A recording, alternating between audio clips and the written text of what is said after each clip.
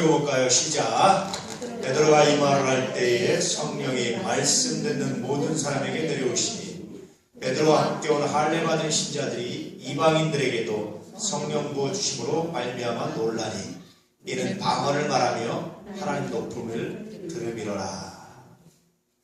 베드로가 이 말을 할 때 베드로가 어떤 말을 했을까요? 베드로가 어떤 말을 했길래 성령이 말씀 듣는 모든 사람들에게 내려왔을까요? 베드로가 어떤 말을 했죠? 혹시 기억나십니까? 마태복음 10장 1절에 사도행전 10장 1절에 어떤 사건이 있었죠? 누구네 집? 이방인 백부장 누구죠? 고넬료였습니다. 고넬료. 그래서 고넬료 집에 제가 환상을 보고 가서 복음을 전하고 성령 받고 한 이야기를 했어요. 돌아와서 다시 그런 이야기들을 하면서 다시 예수가 그리스도고 예수가 하나님이시라는 얘기를 쫙 설명해서 예수의 사역과 예수의 죽으심과 예수의 부활과 다시 오심의 약속과 쭉 얘기를 했어요. 사람들이 이 말을 들었어요. 다시 말하면 베드로의 설교를 들었어요. 설교를 들으면서 그들이 어떤 현상이 일어났냐면 성령이 말씀 듣는 모든 사람들에게 임하셨다 그럽니다. 다시 말하면 그냥 단순히 설교를 들었기 때문이 아니라 그 설교에 모든 사람이 어떻게 반응한 겁니까? 아멘으로 반응하는 거예요. 마음이 뜨거워지기 시작하는 거예요. 통회하기 시작하는 거예요. 자복하기 시작하는 거예요. 여러분 이것이 굉장히 놀라운 변화를 일으킨 겁니다. 그러니까 설교를 듣는 것이 굉장히 중요해요. 늘 말씀드리지만 사람의 성패는 뭐에 달렸다고 했죠? 듣는 능력에 따라 달라요. 여러분 들을 줄 아는 귀가 있다는 건 그래서 중요합니다. 성경에 이런 말씀 있죠? 귀 있는 자는 성령이 교회들에게 하신 말씀을 들을지어다. 귀 있는 자는 들으라 합니다. 귀 없는 사람 없어요. 수도 없이 제가 강조했지만 인생에서 가장 중요한 것이 뭐냐? 듣는 능력입니다. 어떻게 듣느냐에 따라서 달라지는 거예요. 어떻게 듣느냐에 따라서 세상이 달라지는 거고요. 어떻게 듣느냐에 따라서 진리를 할 수도 있고 진리를 모를 수도 있어요. 귀에다 대고 아무리 소리쳐서 진리를 말해도 위독경이 되는 경우들이 있어요. 그런데 작은 소리로 지나가는 말 하면 툭 던져내 가지고 가슴에 팍 박힐 때가 있어요. 여러분 이게 우연이라고 생각하십니까? 듣는 능력입니다. 그래서 아이들한테 뭘 가르치냐면 듣는 능력을 가르치는 거예요. 구약성경에 보면 율법서에 뭐라고 기록되어 있냐면 신명기라든지 집에 앉았을 때는 길에 설 때든지 일어날 때는 누울 때든지 언제든지 한 가지를 가르치라는 겁니다. 뭘 가르치는 겁니까?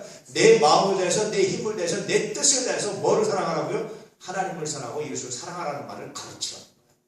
이걸 문설주에도 기록하고 이걸 이마에도 조그만 상자를 가지고 이마에도 묶고 다니고 조그만 상자에서 손목에도 넣고 다니고 시계처럼 항상 차고 다니면서 보라는 거예요. 이렇게 가르치라는 거예요. 이걸 왜 가르칩니까?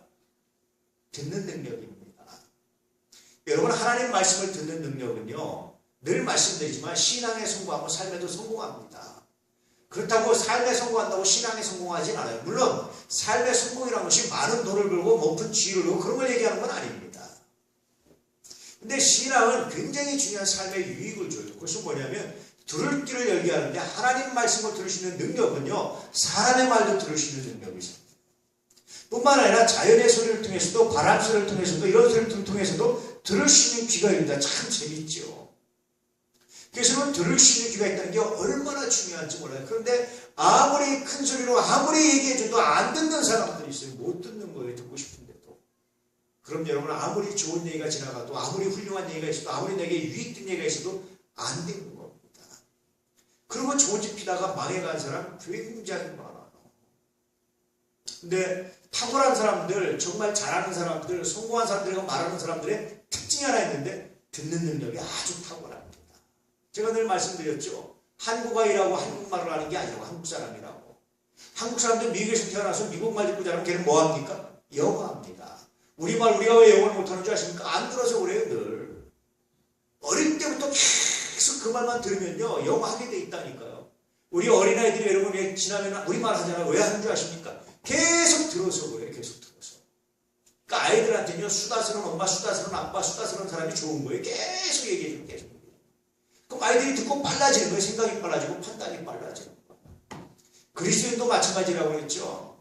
우리가 어떻게 하면 하나님 말씀을 듣습니까? 계속 하나님 말씀을 듣는 사람들이 말하게 되어 있는 거예요. 복음에 대해서 말하게 되어 있는 겁니다. 설교한다는 게요, 여러분 그냥 말하는 것 같죠? 말하는 것만 가지고 설교가 안 나옵니다. 어쩌다 한 번은 할 수 있어요. 몇 번은 할 수 있어요. 1년, 12달, 여러분 10년 넘게 20년 이렇게 설교 안 나오는 거라니까요. 계속 들어야 되는 거예요. 하나님 말씀. 성경을 읽으면서, 길을 지나가면서, 잠자면서, 책을 보면서, 심지어는 여러분 어떤 일을 하면서도, 어떤 나무를 보면서도, 계절이 지나가면서, 사람 보면서도 하나님의 말씀을 듣는 거예요. 음성을 듣는 거예요. 말씀을 통해서 성경 말씀 들고 자꾸 깨닫고 연관시키는 거예요. 이렇게. 그런 능력입니다. 이걸 우리가 묵상한다 이렇게 말하는 건데요. 묵상하는 겁니다. 그렇지 않으면 안 나오는 거예요. 어쩌다 한 번은 할 수 있어요. 근데 안 나오는 겁니다. 늘 듣는 거예요. 또 뭘 듣습니까? 설교를 하려면 여러분들의 필요가 뭔지를 다 묵상하는 거예요. 늘 묵상하고 늘 듣는 겁니다. 제가 묵상한다는 얘기 듣는다는 것과 동의어로 얘기하는 건데요. 듣는 거예요. 이렇게. 말을 해서 듣는 게 아니라 기도하면서 듣고 여러분 표정을 듣고 삶을 듣고 묵상하면서 듣고 여러분에 대해 생각하면서 듣는 거예요. 굉장히 많은 것들이 느껴지고 들려질 때가 굉장히 많아요. 세상은요 생각보다 많은 소리가 들려집니다. 그런데 안 들으려고 작정하면 하나도 안 들려고 오직 내 소리밖에 안 들려요. 그런 여러분 듣는 능력이 얼마나 중요한지. 아무리 입이 아프게 얘기해줘도 그냥 그거만 듣는 사람이 있어요.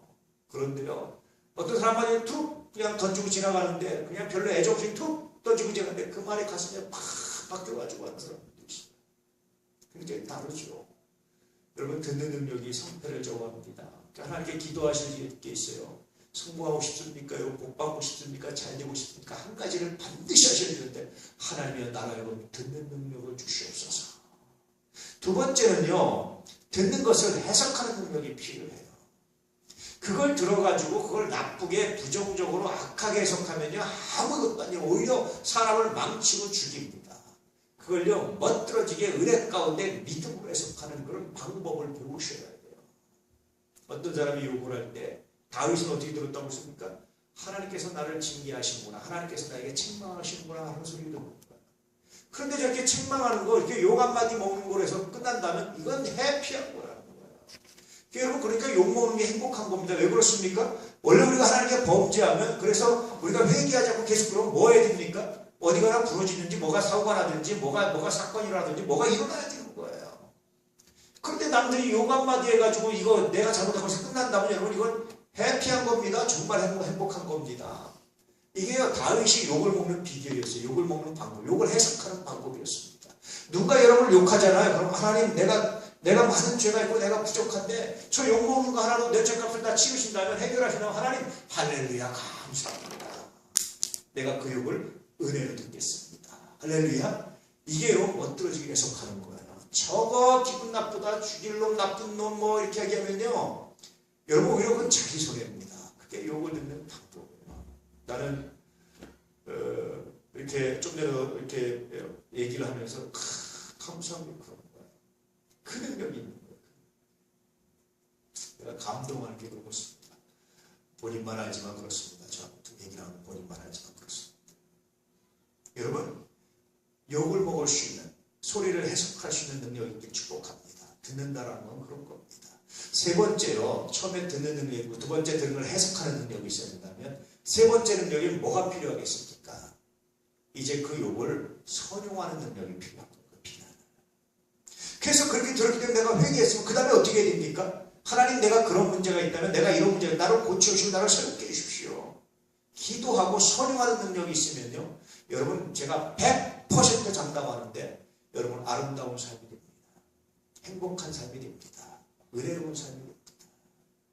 이런 역사가 이런 은혜가 여러분에게 있기를 우리 교인들에게 있기를 주님으로 축복합니다.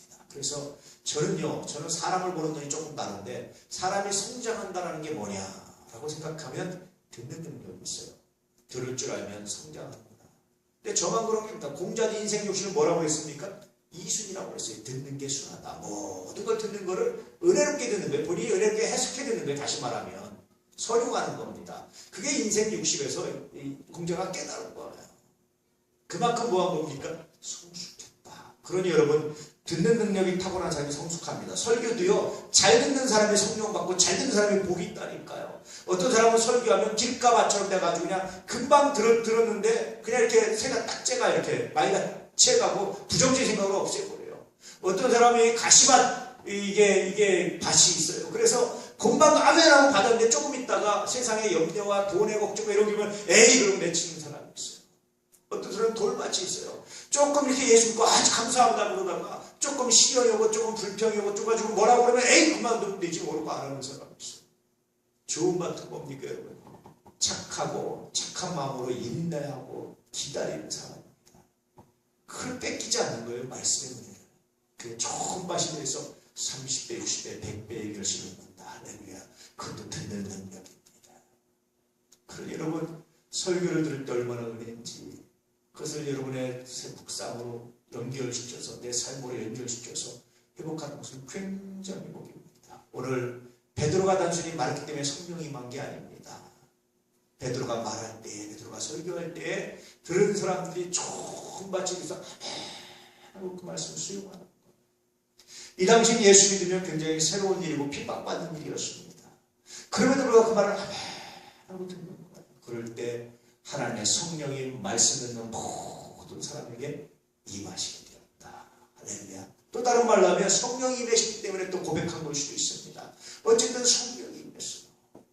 그리고 여러분 성령은요 믿음은 뭐에서 난다고 했습니까? 들음에서 난다. 들음은 뭐죠? 그리스도의 말씀입니다. 그리스도의 말씀을 들을 때 믿음이 나고 그 말씀을 들을 때 성령이 임하고 그 말씀을 들을 때 놀라운 역사가 일어나는 겁니다. 그러니 단순히 그냥 귀로만 듣는 것이 아니라 마음으로 듣는 거예요. 가슴으로 듣는 겁니다. 좀 더 깊이 하면 영으로 듣는 겁니다. 새기는 거예요. 그럴 때 하나님의 성령이 임합니다. 자, 하나님의 성령이 임해가지고요 나타난 현상들이 있죠. 45절 말씀 보니까 베드로와 함께 온 할례 받은 신자들 크리스찬 주들입니다. 유대인들 중에 예수 믿는 사람들이에요. 유대인들은 여러분 사람들이 유대교를 개종하려면 반드시 거쳐야 되는 게 뭐냐면 정결 예식을 거쳐야 돼요. 그리고 할례를 받아야 돼요. 정결 예식을 거치고 할례를 받아야 비로소 유대인이 되고 비로소 하나님의 백성이 된다고 보신 것 같았어요. 그러니까 이런 생각을 가지고 있던 사람들이 할례 받은 신자들, 다시 말하면 유대인들 중에 예수 믿는 사람들, 우리가 그냥 크리스찬 주라고 말하는데 이 크리스찬 주들이 생각하기를 아니 저 사람들이 할례도 안 받고 정결 예식도 안 거치고 어떻게 하나님의 백성이 될 수 있느냐 이런 생각을 가지고 있었는데 성령이 부어지고 성령이 임하고 사람들이 놀라기 시작하는 거예요. 자기들의 생각을 바꾸기 시작합니다. 자기들이 이제까지 가지고 있던 선입관을 포기하기 시작하는 거예요. 성령이 나타나고 성령이 임하면 큰 하나님의 자녀가 됐다는 증거였습니다. 하나님의 백성이 됐다는 증거입니다. 구원받았다는 증거였어요. 더 이상 할 말이 없었어요. 그래서 여러분 성령 부어심의 사건, 그래서 고넬료 집안에 그 성령이 일어나고 그들이 구원받았다는 베드로의 증언, 더불어서 예수의 사역에 대한 이야기를 듣고 많은 거기 있는 이방인들이 다 성령 받고 막 은혜 받으니까 사람들이 유대인들 저도 할 말이 없었던 거예요. 저들도 구만 저들도 하나님의 백성이구나. 하나님의 백성이 아니면 성령이 임하지 않습니까? 그럴 때 성령이 임한 증거가 뭐냐 46절에 보니까 어떤 거 보고 놀랐느냐 이는 첫 번째 뭐하며 방언을 말합니다. 물론 여러분 방언 받아야지만 성령 받은 건 아닙니다. 성령 받으면요 가장 먼저 나타나는 표적이 뭐냐면 사랑의 은사예요. 하나님께 기도하고 성령 받으면요 참 재밌는 변화가 일어나는데 꼴 보기 싫었던 사람이 마음이 열리기 시작합니다. 기도를 하루에 10시간 이상을 해도요 꼴 보기 싫은 사람에게 마음이 열리면 미안하지만 성령의 역사가 아닙니다. 성경을 춘독을 해도요 마음이 열리지 않으면 미안하지만 성경을 성령의 은혜 가운데 읽은 게 아니에요. 원수조차도 사랑에 돼 있고 마음이 열리게 돼 있는 것이 성령의 역사입니다. 그래서 믿음, 소망, 사랑 이 세 가지 중에 제일은 뭐죠? 사랑이다. 천사의 말을 해도 방언을 말해도 살아넘길 만한 믿음이 있어도 세상의 모든 것을 날 만한 지식이 있다 할지라도 사랑이 없으면 아무것도 아니다. 이 말은 뭐냐면 성령의 역사가 아니라는 거예요. 그래서 가장 중요한 건 사랑의 역사입니다. 그런데 사람들이 가장 중요한 변화로 딱 이렇게 느낄 수 있는 건 뭐냐면 방언이었습니다. 초기의 방언은 외국어였습니다. 그러다가 이제 나중에 고린도 교회로부터 방언이 바뀌기 시작했어요. 외국어에서 천국의 언어로 세상 사람들이 알아듣지 못하는 새로운 언어로 이제 은사가 발전, 은사대로 발전합니다. 방언도 성장합니다. 아이들 말이 어릴 때 이렇게 엄마, 아빠 이러다가 나중에 어머니, 아버지 하면서 말이 성장하고 처음에는 한 단어, 그 다음에 엄마 두 단어다가 이렇게 세 단어, 네 단어 이렇게 쭉 가듯이 방언도 성장합니다. 여러분. 천국에는 성장합니다. 성장을 하고. 그래서 방언을 말하게 됩니다. 어떤 사람들은 성령 받으면 반드시 방언을 받아야 되고, 방언 받으면 성령 받지 못해 그냥 구원받지 못했다. 여러분, 이건 이단의 가르침입니다. 예전에 순복음교회가 그렇게 얘기했어요. 그래서 이단이라고 했는데, 순복음교회 사람들이 이제 고쳤습니다. 그거를. 꼭 그런 건 아니다. 우리가 잘못했다. 그래서 그럼 이단이 아니다. 그거까지 문제였으니까 우리가 수용하자 해서 순복음교회 저기 연합단체에 다 들어와서 지금은 한기총 회장인데 여의도 순복음교회 이용호 목사님이었는데 옛날 같으면 상상할 수 없는 일이었습니다.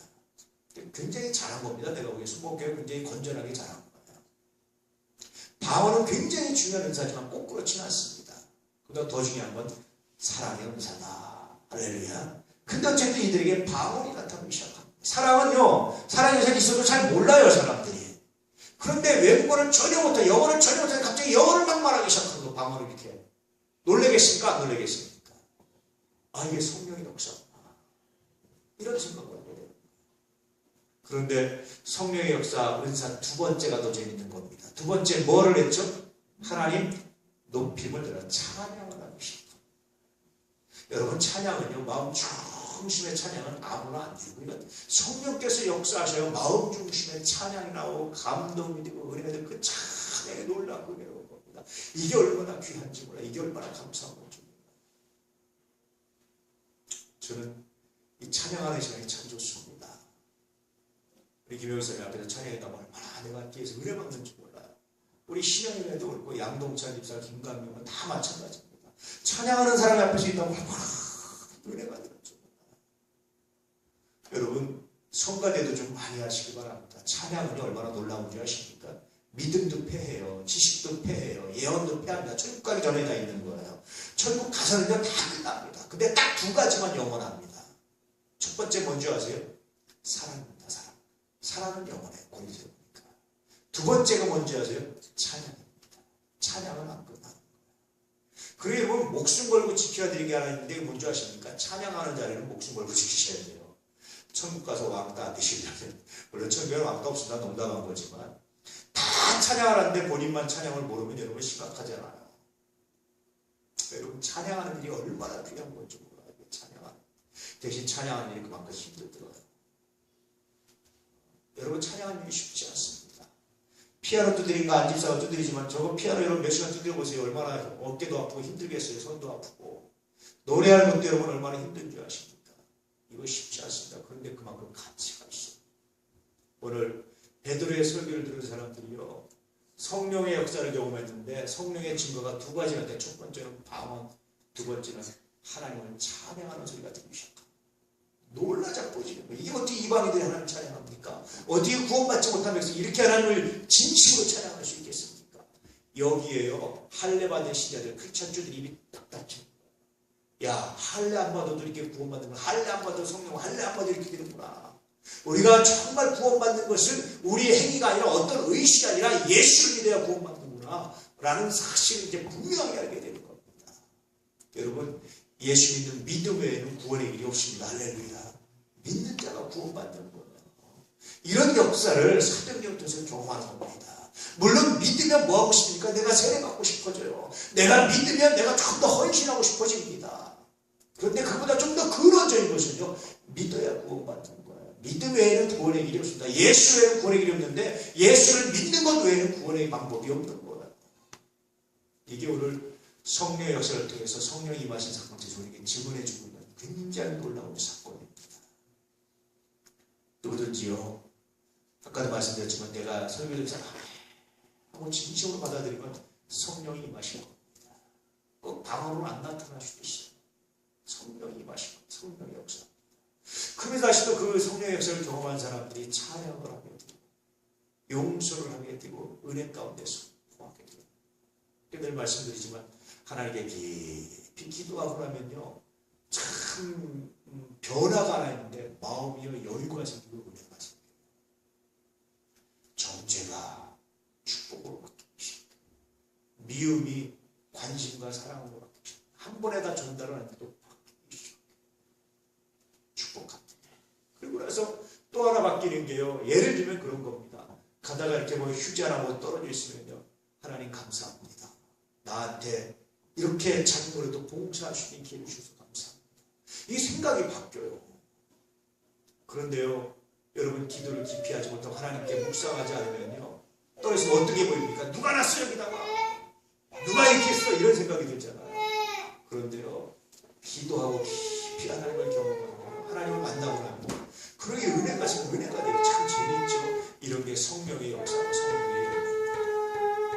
이런 성령의 역사와 열매가 우리 가운데 성령의 역사와 은혜가 우리 가운데 성령의 능력이 여러분 가운데 있기를 주의 이름으로 축복합니다. 이것이 오늘 사도행전 10장부터 우리에게 주는 메시지입니다.